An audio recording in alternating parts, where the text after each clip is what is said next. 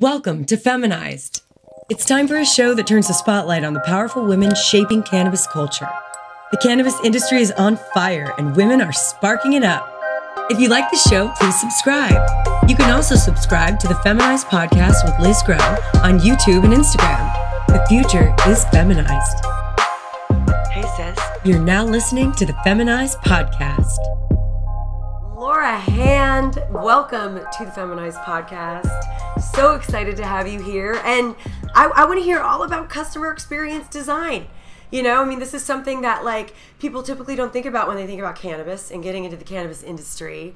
But I have a little bit of just enough knowledge to be dangerous from my past life in tech to know how important you brand designers are, you customer experience gurus are. I could never quite put my finger on like what that magic was, but I saw the magic happening every day. So welcome to the Feminized podcast, Laura. Thank you. I'm so happy to be here and I love what you're doing. So the more we can talk about women and what they can do and, you know, how to learn from them and work with them and just, you know, the more that we can help each other, the better. Yes. Amen. That's what it's all about. You know, one of my guests, Lisa Pittman, she suggested that we start a good old girls club, and be very, you know, unafraid to just, you know, let the boys know that this is absolutely for us. Like, we're going to hire each other. We are going to support each other. Not that we're going to not support the men, but we've got to really first, you know, put our own masks on and then look around and find our sisters, you know? And that's primarily why I try to help. My primary passion is helping women. I often find that I left a big corporate career after 17 years. And I started there as a baby, so that was like all I knew.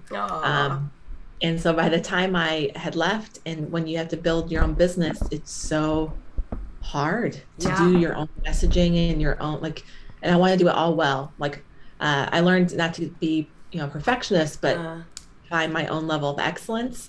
But I still want to be excellent at accounting and finance and marketing and being able to speak. And I find a lot of women are doing that too, where it just slows them down. Like, they have a fantastic vision and want to run, but they're running in all directions and it's incredibly hard for them to gain traction. So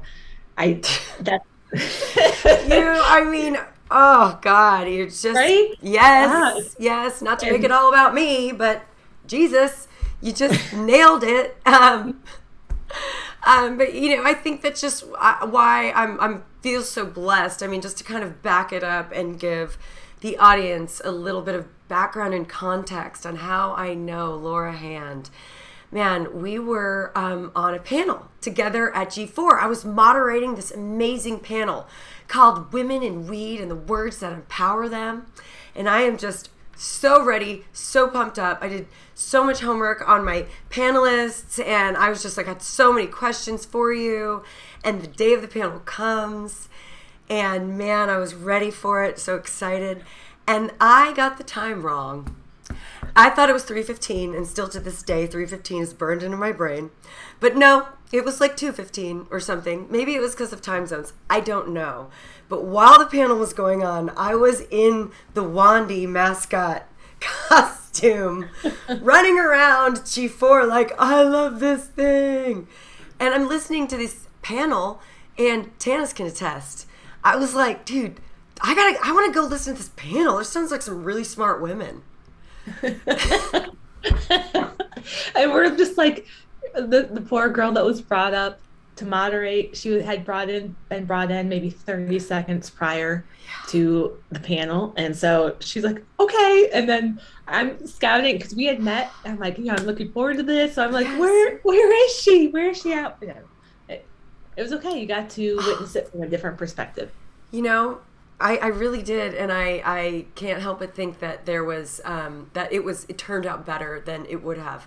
It was definitely different, but there were 4 women on that panel who had such amazing stories and such value to bring that one more woman who, you know, fancied herself, you know, among those like that just, we didn't have the time, you know, so it was good. I was able to sit and learn and meet you guys from a different perspective. That moderator was such a sweetheart. Oh my God. She was like, come up here and take a picture with us. I'm like, I basically screwed you and left you with the bag because I was over here in Wandy. Okay. Just the kindest person. And hopefully, you know, hopefully she enjoyed it and maybe she'll be a public speaker or something because I thought she did a great job.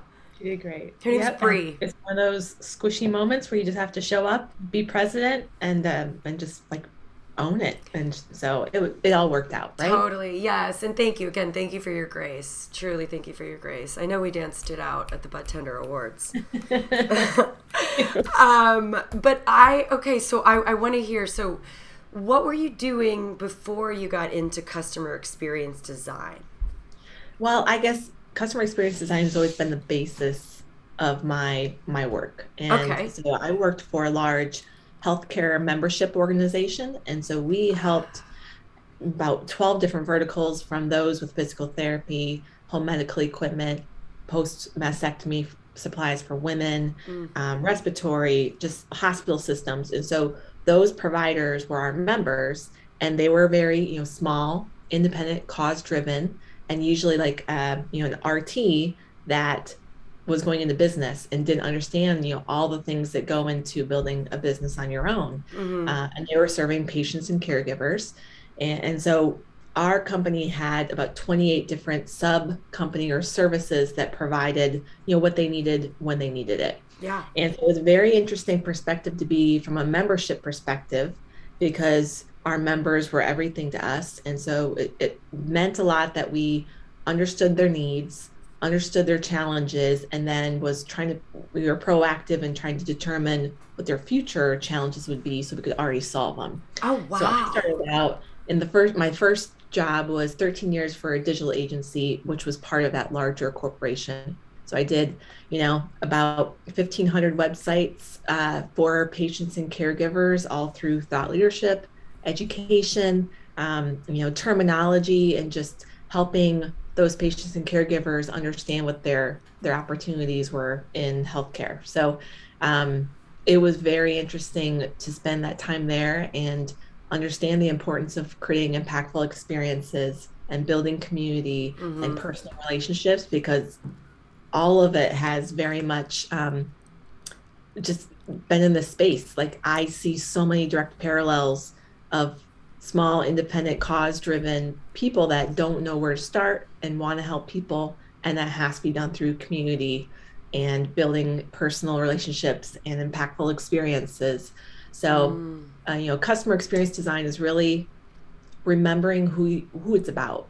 It's developing everything around the person you're trying to serve, versus a lot of people think of it as, it's my product, it's my brand, and I'm going to birth it, and whoever wants to use it can use it.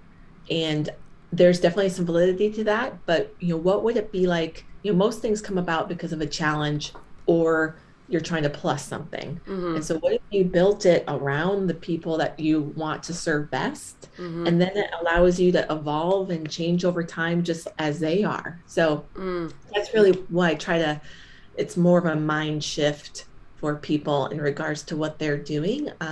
Just to plus and remember that it's about helping people at the end of the day. And if you do it right and help people, you know, the money will come. Absolutely. Oh, absolutely. I bet it feels so good to be able to help help your clients click with their clients or customers or patients. You know, it's like, you know, just being a small business owner, we're a video production agency focused in cannabis. And we've got a few different projects happening, more than a few different projects happening right now. And it's hard to keep track of all of them, much less build out, I think, a public-facing experience for those people who we want to be attracted to us. Does that make sense? It does. It's and so I can give you a tip on, you know, there's an analogy: if you try to chase many rabbits, you'll catch none. And so what we do in customer experience design is develop an experience vision. So it's a very personal thing, but it's basically filling in the statement of what's the change in the world that you want to make for the people you serve in 5 years. So the idea is, if I was somebody that was working with you, and at the end of 5 years, I look back at my time, how did you change my life for the better through feelings? Like, what feelings did you give me? And is it I felt informed, a safe space to consume, like education and content, and it was fun. So if it's outcome based and feelings, and so if you were to develop those three things, like the fun, the safe space, and the education, then that allows you to stay focused, because you know those are always the feelings that you want to provoke and change in somebody's life.